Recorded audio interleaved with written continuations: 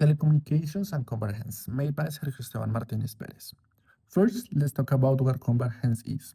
Traditionally, communications media were completely separate, and the services they provide were very distinct.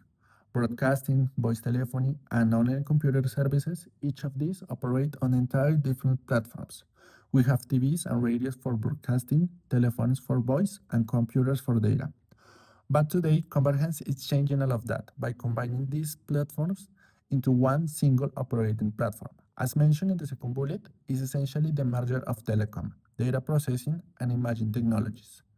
And because of that, we are seeing things like internet service being delivered directly to our TV, like for example Netflix, or people even using the internet for everyday voice, like VoIP calls in WhatsApp, to receive calls in the PC, car, or even in the mobile phone. To fully understand this shift, it's necessary to examine the five noticeable forms of convergence.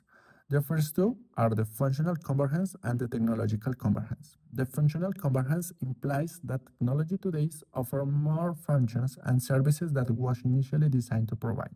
For example, mobile phones were created for voice communication but now capture video, access the web, send texts, play video games, and the technological convergence is the way that distinct technologies are increasing coverage into one. For example, high bandwidth ability means data, voice, and interactive multimedia can be transported over a single carrier technology, such as fiber optic cables. Convergence isn't just about devices, it's a massive structural shift. Economic convergence occurs when industry boundaries blur, leading companies to form alliances or merge to survive. A prime example is the recent merger between Tigo and Movistar in Colombia. By creating a shared 5G network, they transition from rivals to a single entity to reduce cost and expand their reach.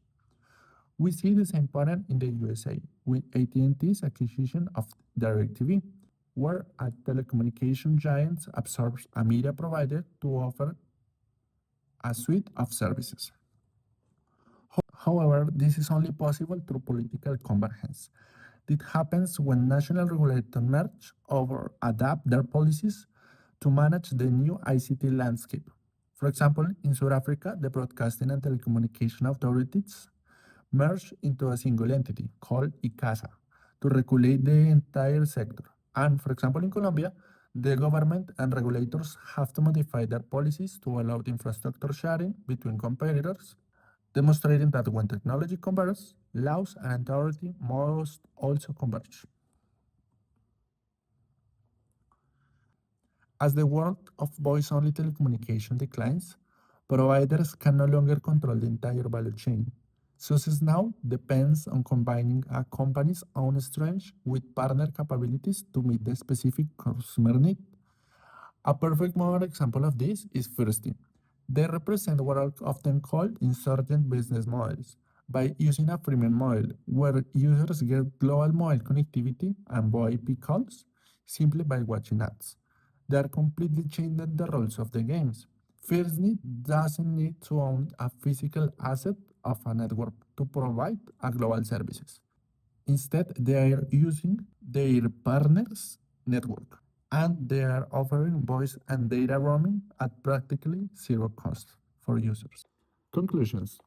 Alliances like those between Tigo and Movistar or AT&T with DirecTV show that economic convergence requires political evolution when regulators adapt the laws to allow shared infrastructure and unified operations.